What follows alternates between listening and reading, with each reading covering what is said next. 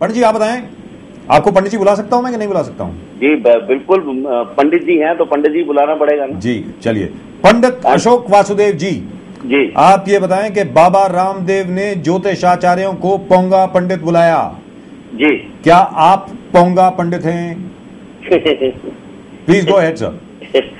देखिए बजाज साहब, सबसे पहली बात तो ये है कि मैं बड़ी देर से आपके चैनल पर ये न्यूज देख रहा हूँ कि सारे ज्योतिषी फ्रॉड हैं, और उस दिन मैंने उस चैनल पर भी न्यूज देखी थी जिस चैनल पर इन्होंने ये एक अपमानजनक शब्द जो थे वो एक ऐसे विज्ञान के बारे में कहे जो कि हमारे वेदों के समय का लिखा हुआ एक विज्ञान है। जी मैं आपको एक चीज और बता देता हूँ कि जिस समय ऋषि पराशर ये ज्योतिष विज्ञान लिख रहे थे जी, तो उस समय जो उनके प्राइवेट सेक्रेटरी थे या जो उनके मित्र थे मैत्रेय, तो उन्होंने पूछा कि भाई ये सतयुग चल रहा है, इस तरह का शास्त्र लिखने की आवश्यकता क्या है जी। तो उस समय उन्होंने कहा कि कलयुग के अंदर मंद बुद्धि इंसान पैदा होंगे, ये मैं विज्ञान उनके लिए लिख रहा हूं क्योंकि उनको ज्ञान नहीं होगा, उनको विज्ञान के द्वारा ज्ञान प्राप्ति होगी, इसीलिए ये मैं विज्ञान लिख रहा हूं जी। और उसके बाद जो जिनको ये प्रोफेस करते हैं, पतंजलि गुरु जी जो है, जी जी जी, पतंजलि गुरु जो है, इनका कार्यकाल मालूम नहीं है, लेकिन ऐसा माना गया है कि जो गुरु संदीपन थे, जो कृष्ण जी के गुरु थे, उन गुरु ने ये पतंजलि योग सूत्र का लोगों के लिए इजाद किया जी। अब कोई फ्रॉड किसी भी विद्या के अंदर, किसी ज्ञान विज्ञान के अंदर कोई भी व्यक्ति हो सकता है, और एक विश्वामित्र जैसे ऋषि का भी ईमान डोल सकता है, रावण जैसे एक प्रकांड ब्राह्मण जो है वो अज्ञानी हो सकता है जी। लेकिन ऐसा नहीं है कि सारे ऋषि जो है वो विश्वामित्र ही हो गए, या सारे जो ज्ञानी ब्राह्मण पंडित हैं, ऋषि की संतान है, वो सारे के सारे रावण की तरह से ही हो गए। तो एक चीज को जनरलाइज करना मेरा ख्याल से उस विद्या का अपमान है, जो विद्या हमारे धमनियों में बहती है, जो हमारी संस्कृति में बहती है, हमारे संस्कारों में बहती है, जो हमारी आस्था में बहती है, हमारे विश्वास के अंदर बहती है।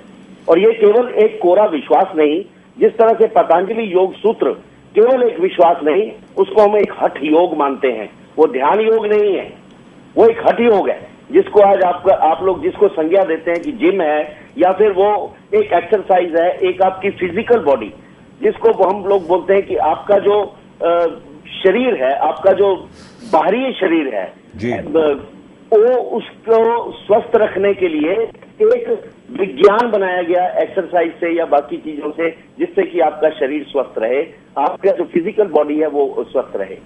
अब ये आपकी बाकी चीजें जो हमारा जो ज्योतिष विज्ञान है, ये एस्ट्रोनॉमी जिसको आजकल बोलते हैं, वही ऋषियों ने खोज करके सितारों की गणनाएं की, और सितारों की गणनाएं करके ये ज्ञान प्राप्त किया कि ये पृथ्वी का उत्थान कैसे हुआ, ये पृथ्वी का पतन कैसे होता है, और वो सारी की सारी ऋग्वेद के पहले श्लोक, अग्निवेद से लेकर के 4 वेद, 18 पुराण और 108 उपनिषदों में इसका ज्ञान दिया गया जी। और ज्योतिष विज्ञान जो है, ये वेदों के 6ठे अंग में से 6ठा अंग माना गया है, ये वेदांग है। वेदों का अंग है ये। That's right. सॉरी। और वेदों का अंग होने के कारण इसको बहुत रैशनल थिंक स्वामी दयानंद सरस्वती जी ने भी नकारा नहीं है। लेकिन यहाँ पर अशोक वासुदेव जी, कहने का मतलब ये हुआ कि आज बाबा रामदेव जी ने अपने आप को जी अपने ही गुरु पतंजलि, जिसके नाम पर वो चल रहे हैं जी, उनको भी नकारा है। उनके गुरु संदीपनी, आप संदीपन कह रहे हैं, हम लोग संदीपनी के नाम से उनको याद रखते हैं। अब संदीपनी के बेटे उद्धव रहे और श्री कृष्ण के साथ खेले, उनको भी नकारा, भृगु को भी नकारा।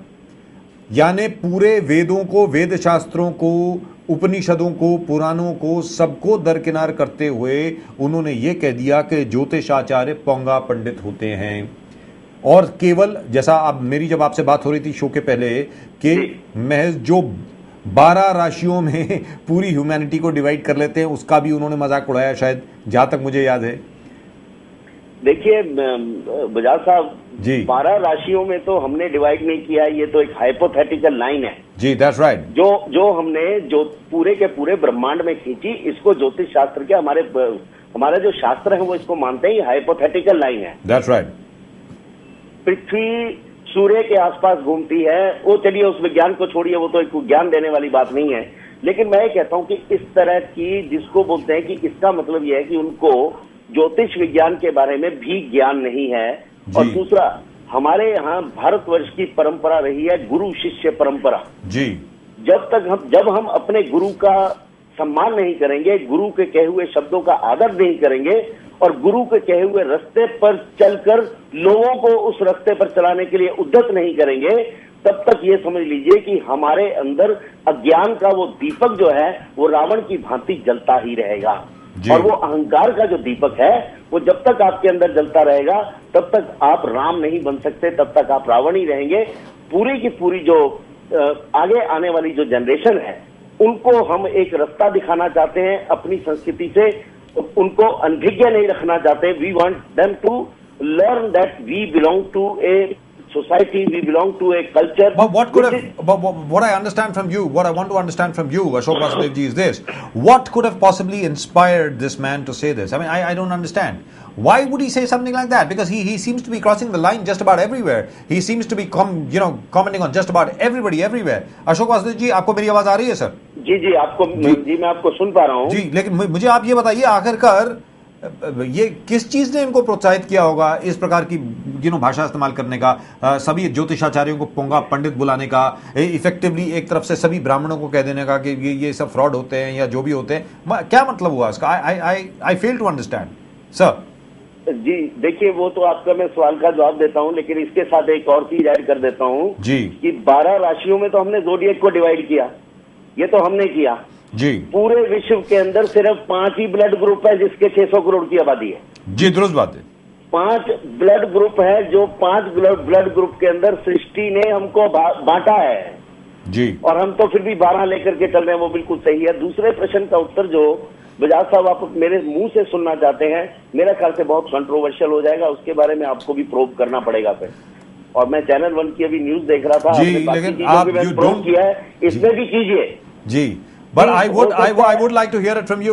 I really would like to hear it from you. Please go ahead. जी, मेरे को लगता है ये टीआरपी का चक्कर है जी।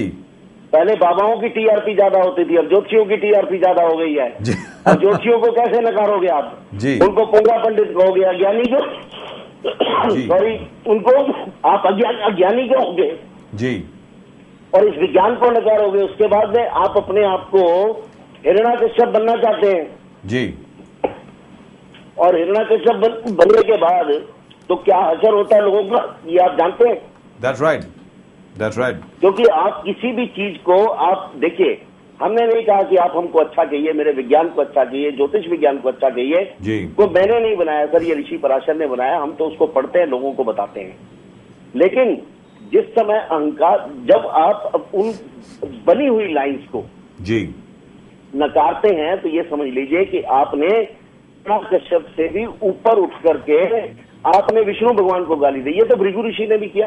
That's right. जाकर के विष्णु जी के छाती पे लात मार दी कि इतना बड़ा ब्राह्मण आया तो उठ क्यों नहीं रहा है जी। तो ये एक ऐसी चीज है जिसको बिल्कुल, जिसका खंडन होना चाहिए।